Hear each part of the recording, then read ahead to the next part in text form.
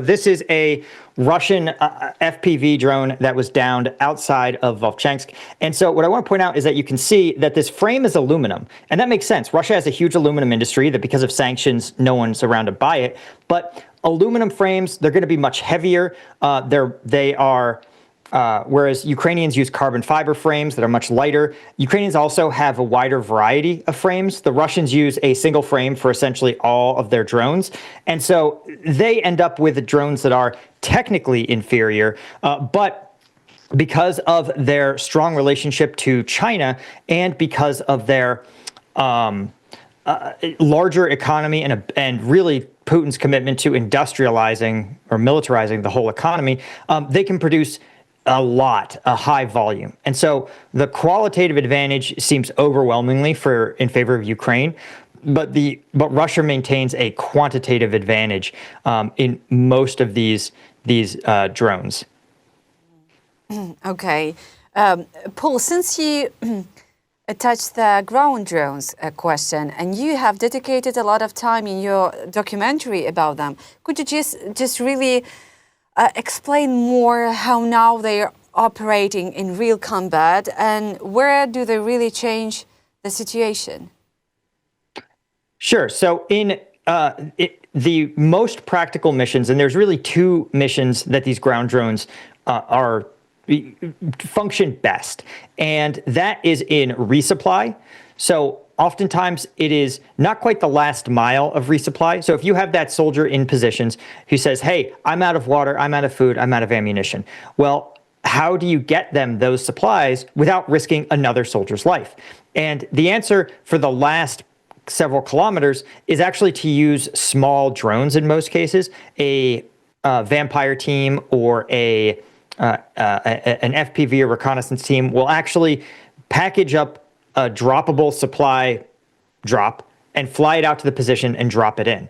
But the prior 10 kilometers, let's say, that is also extremely dangerous for any kind of soldier or vehicle. And so ground drones function really well to move supplies from a relatively safe area outside of the kill zone and move it to a kind of distribution hub inside the kill zone. And then from that distribution hub, drones will send the supplies out to all the positions that need it. So that's where they thrive, because again, the alternative there is a soldier on an ATV or a pickup truck, which is a huge target and very visible and obviously operated by a human being. The other area where they thrive that I think is really important to acknowledge is CASEVAC, or evacuating wounded soldiers. This is a very difficult problem for both sides to solve, but the Russians, because they have so many people and because they're Russian, they don't seem to really worry about getting wounded soldiers out. The Ukrainians, in contrast, it's something they work tirelessly to do and try very hard. And so these ground drones, because they can cover some of that distance, oftentimes in a pinch, they will actually become the ambulance, effectively. A wounded soldier will get placed in the ground drone, and that ground drone will ferry that soldier back out of the kill zone to an area to a stabilization point or to medical care. So while Ukrainians are worried about wounded or dead soldiers, Russians are not using that tactics. I mean, the ground drones or something similar to that. I've seen Russians experiment with some ground drones, but it just seems to be less of a priority for them because the cost of a human life is so low, relatively speaking. You know, the Russian Minister of Defense is an economist, and so he looks at the cost to recruit a soldier, the cost to train a soldier, and he looks at the cost to build a ground drone, and he simply says ground drones are more costly than saving the lives of a soldier. Again, there's some Russian cultural assumptions baked in there.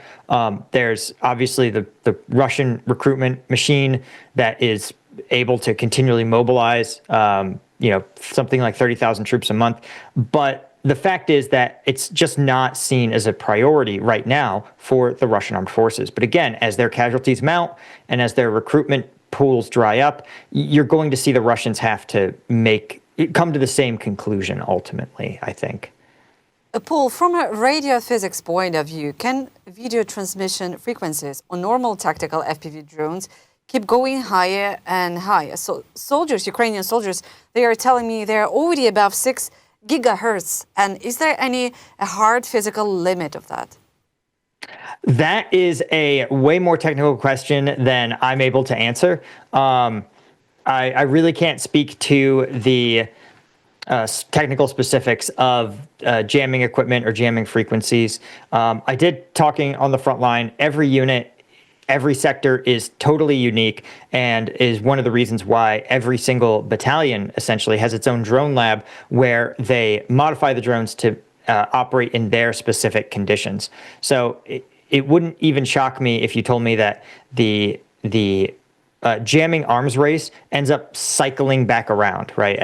As frequencies change, it's about matching your adversary where they're operating, and there's no particular reason. There's no reason that you can't jump back to a frequency that was used 2 years prior or 3 years prior. Right.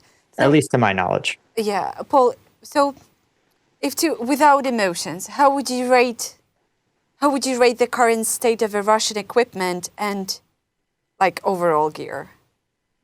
The current state of the Russian equipment and gear, I mean, it seems poor, but it's important to know that, again, this is a war run by an economist.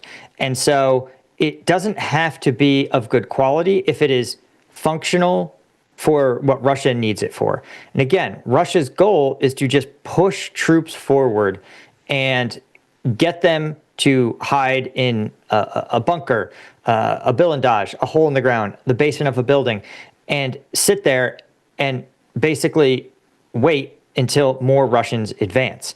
And that doesn't require that sophisticated a gear, particularly if you're willing to absorb the level of casualties that Russia is.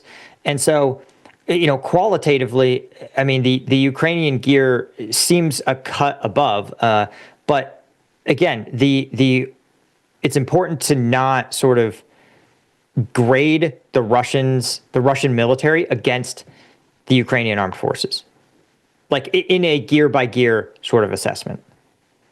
And there was a recent strike on a large warehouse with FPV drones on occupied territory by Russia.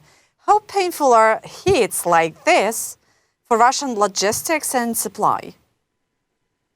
Yeah, I mean, for Russia, this is a logistics war first and foremost.